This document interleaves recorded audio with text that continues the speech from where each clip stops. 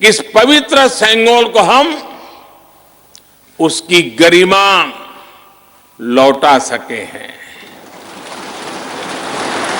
उसकी मान मर्यादा लौटा सके हैं।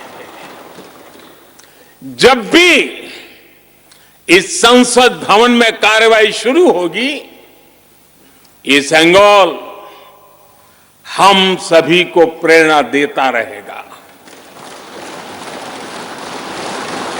साथियों, भारत एक लोकतांत्रिक राष्ट्र ही नहीं बल्कि लोकतंत्र की जननी भी है, मदर ऑफ डेमोक्रेसी भी है। भारत आज वैश्विक लोकतंत्र का भी बहुत बड़ा आधार है। लोकतंत्र हमारे लिए सिर्फ एक व्यवस्था नहीं,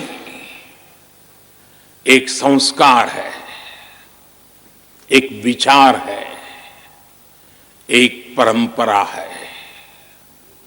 हमारे वेद हमें सभाओं और समितियों के लोकतांत्रिक आदर्श सिखाते हैं।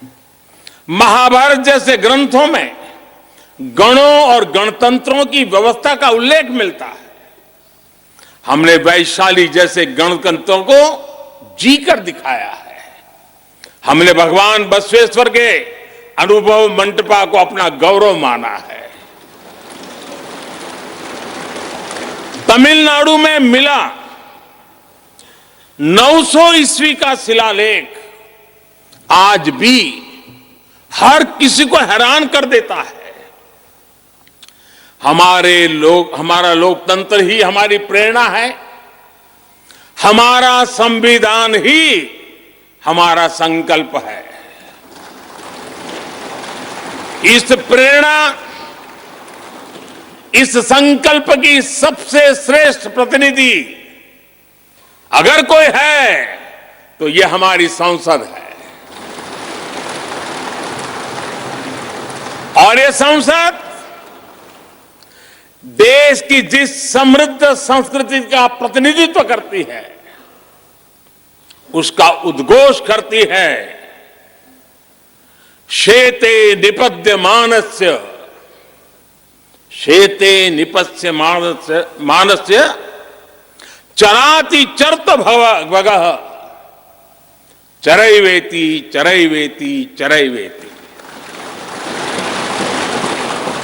कहने का तात्पर्य, जो रुक जाता है उसका भाग्य भी रुक जाता है, लेकिन जो चलता रहता है उसी का भाग्य आगे बढ़ता है, बुलंदियों को छूता है। और इसलिए चलते रहो, चलते रहो।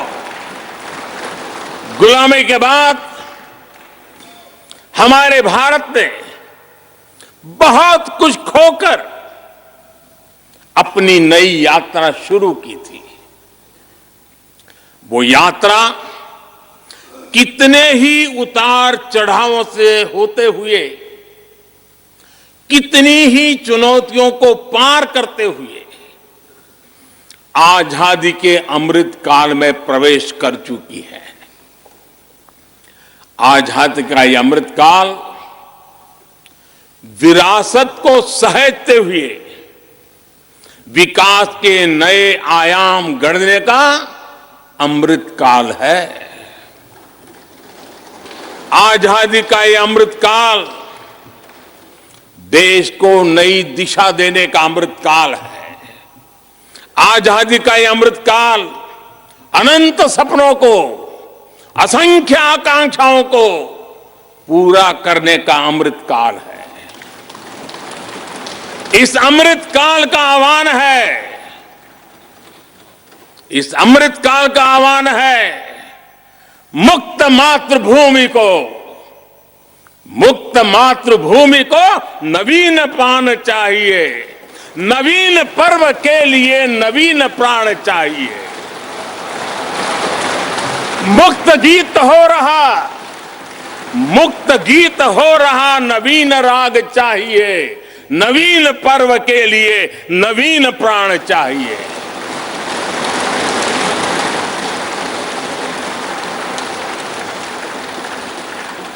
और इसलिए भारत के भविष्य को उज्जवल बनाने वाली इस कार्यस्थली को भी उतना ही नवीन होना चाहिए, आधुनिक होना चाहिए।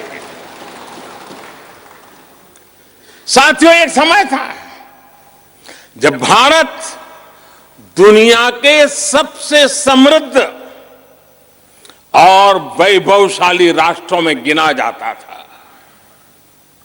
भारत के नगरों से लेकर महलों तक, भारत के मंदिरों से लेकर मूर्तियों तक, भारत का वास्तु भारत की विशेषज्ञता का उद्घोष करता था। सिंधु सभ्यता के नगर नियोजन से लेकर मौर्यकालीन स्तंभों और स्तूपों तक, चोल शासकों के बनाए भव्य मंदिरों से लेकर जलाशयों और बड़े बांधों तक, भारत का कौशल विश्व भर से आने वाले यात्रियों को हैरान कर देता था। लेकिन सैकड़ों साल की गुलामी ने हमसे हमारा ये गौरव छीन लिया। एक ऐसा भी समय आ गया जब हम दूसरे देशों में हुए निर्माण को देखकर मुग्ध होने लग गए। 21वीं सदी का नया भारत बुलंद हौसले से भरा हुआ भारत अब गुलामी की उस सोच को पीछे छोड़ रहा है। आज भारत प्राचीन कला की उस गौरवशाली धारा को एक बार फिर अपनी तरफ मोड़ रहा है।